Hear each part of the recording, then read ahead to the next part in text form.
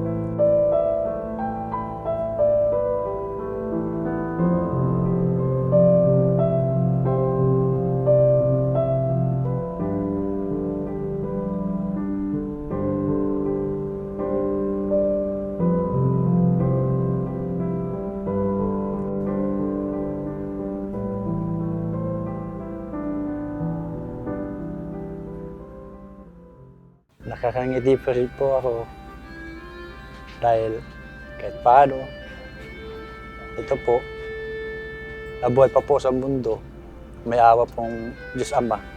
Gusto ko pang mabuhay. Bakit? Hindi pa kayo sawa sa hirap?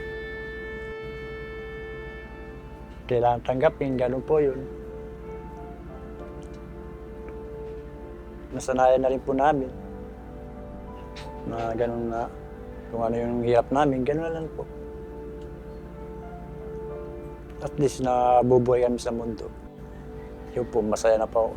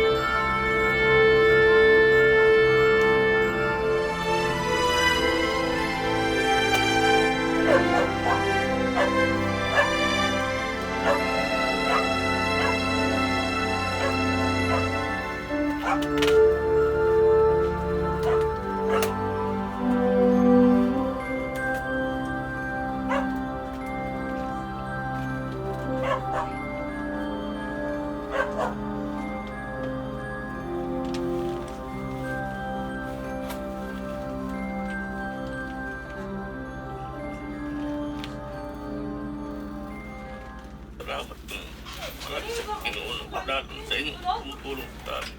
Sana marami pa kayong matulungan patulong sa akin mga mahirap.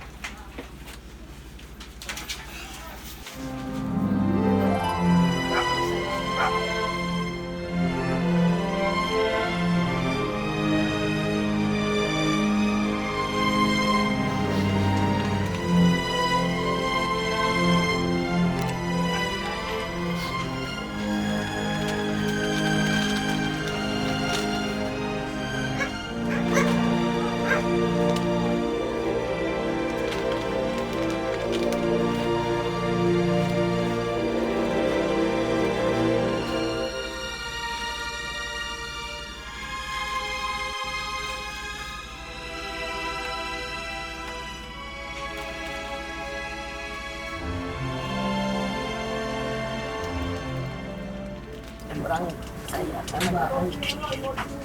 Hindi namin akalain to.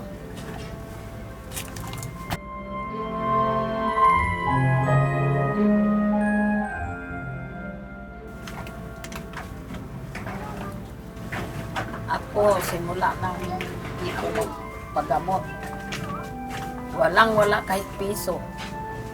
Ang sabi ko, sabi ng asawa, huwag mo na yan ipadoktor, anong gagastusin? Huwag, kasi sayang ang buhay. Malay mo, tinulak ko siya ng wheelchair.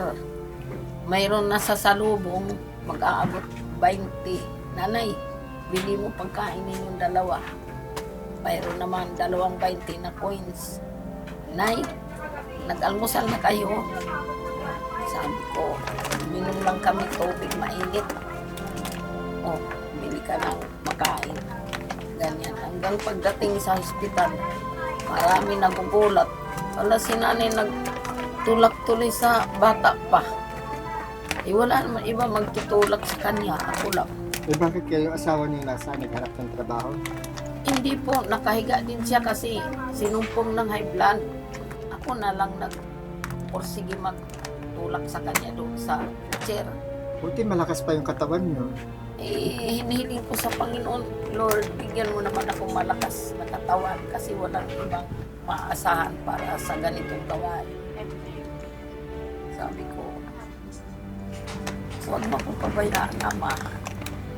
Para sa pamilya ko kasi wala naman ibang maasahan.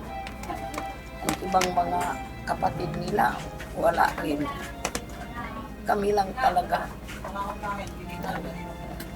nagsusumikap. Kaya, salamat, Ama.